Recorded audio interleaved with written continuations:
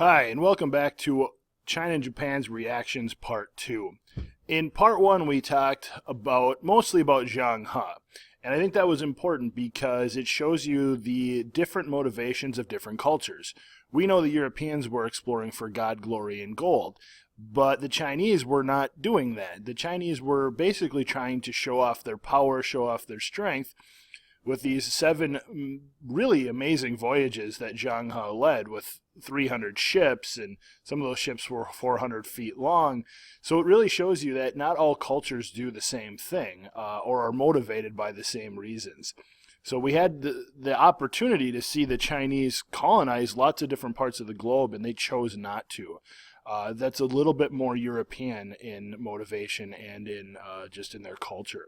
So here in Part 2, we're going to look at specifically the reactions, because just because you want to trade with somebody doesn't mean that they want to trade with you or that they're always going to welcome you to come in and trade.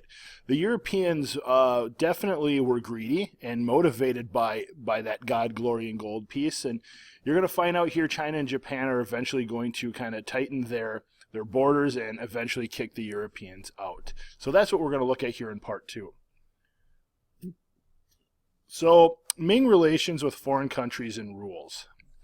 Well, China's trade policies in the 1500s reflected isolation. You have to remember, the Chinese have always viewed themselves as the center of the civilized world. They've been around for 4,000 years.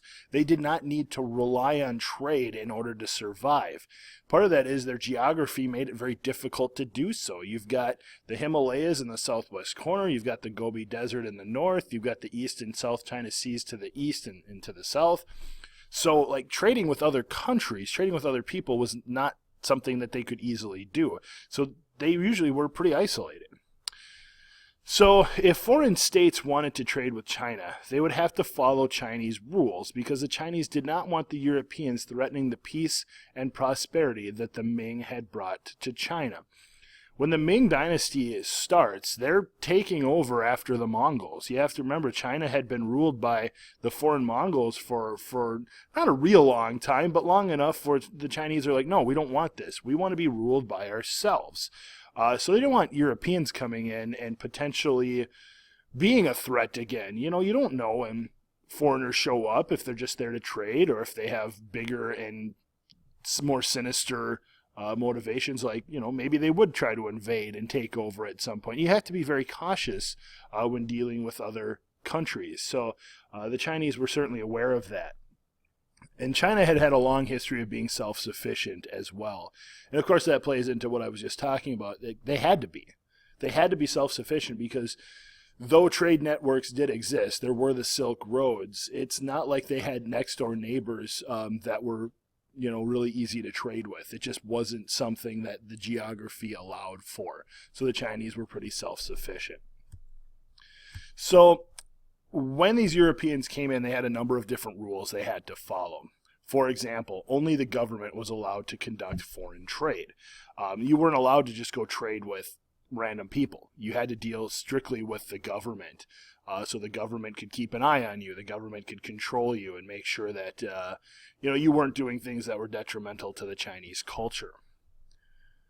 You were only allowed to trade at certain ports. So, you know, there again, you weren't allowed to just come in and trade with whomever you wanted to, which is sort of the idea. You know, you go find somebody who's selling spices or silk, you bring them clocks or whatever it is you might have from Europe, and you can trade. But it doesn't work that way. It's very strictly controlled by the Chinese.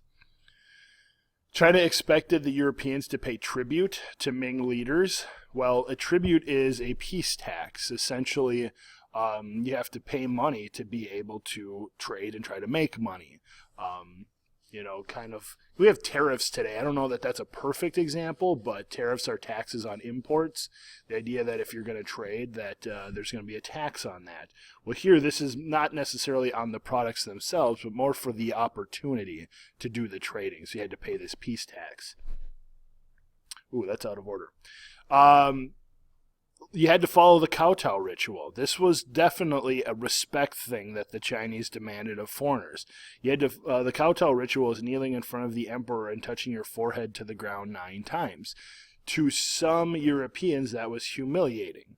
But it's a sign of respect. You know, you're here to conduct business with the Chinese, and so they demanded that respect in return. The only country that was willing to follow these rules and thus allowed to stay in trade was the Dutch. The Dutch accepted these restrictions and were allowed to trade. More so the rest of the European countries, the Portuguese, the Spanish, even the British, were not welcomed. They weren't allowed because of these rules. So they had to go elsewhere. Here's a picture of the kowtow ritual, again bowing down and touching your forehead to the ground 9 times. It's not done necessarily to humiliate, it's done to demand respect.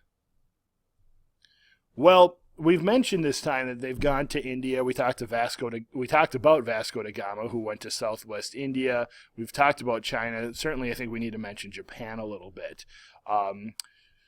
The Japanese were willing to trade early on, but we need to kind of set up the scene here that's going on in Japan, because in 1467, civil war had shattered Japan's feudal system, and the country had become very chaotic.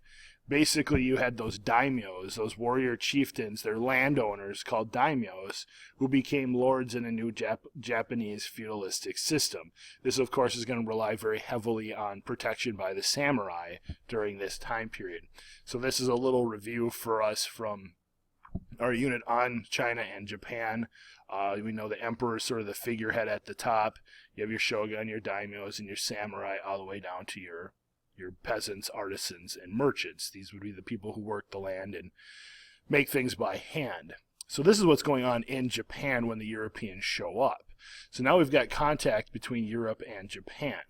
So Europeans began coming to Japan in the 16th century, and at first were welcomed. So this is the 1500s. They've, definitely been looking for markets. The New World has been discovered, but they're still trying to tap those resources that they want to sell from the East. Within a century, though, the aggressive Europeans had worn out their welcome. Now, we have to just touch on the idea that we've mentioned silk and spices and porcelain and gems, these wonderful things that the Europeans want from East Asia, but we haven't talked really about what they've brought to trade for those items. So the Portuguese brought clocks, eyeglasses, tobacco, and firearms. We know gunpowder comes from China. That's kind of where it was innovated and invented, but the Europeans were really the ones who put it to good use with firearms, cannons, and things like that. So those would be desirable trade items that the people in Asia would want.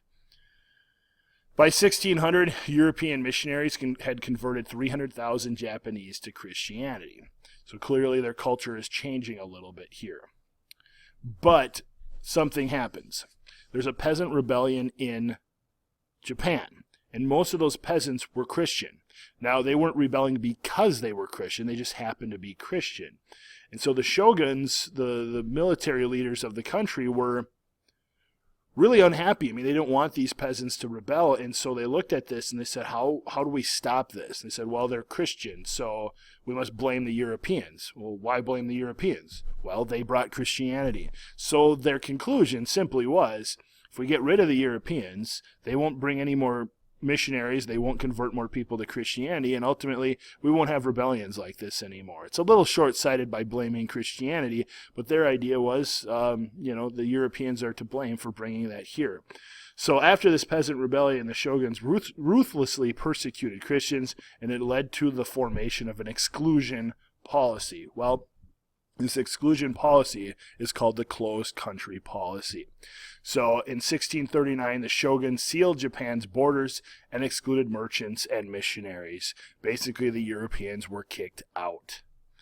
So the only port that was open was Nagasaki. So only port of Nagasaki remained open, but only to the Dutch and to the Chinese traders. Again, the Dutch were, they were willing to play by the rules, essentially, whereas the Portuguese, the Spanish, and the British really were not.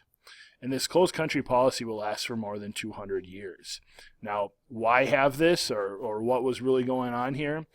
Well, the Japanese were forbidden to leave, so as to not bring back foreign ideas. Again, both China and Japan are really protective of their culture. They don't want Europeans coming in and mixing things up, both ethnically and culturally, but they also don't want people to leave and bring back new ideas. They're very protective of who they are.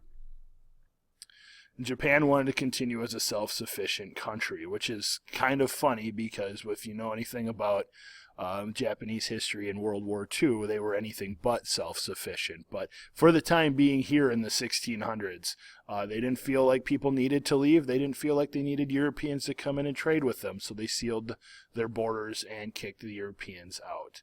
So we've seen in both cases with the rules in China and in the idea here that the closed country policy has closed off Japan, that Europeans need somewhere new to go.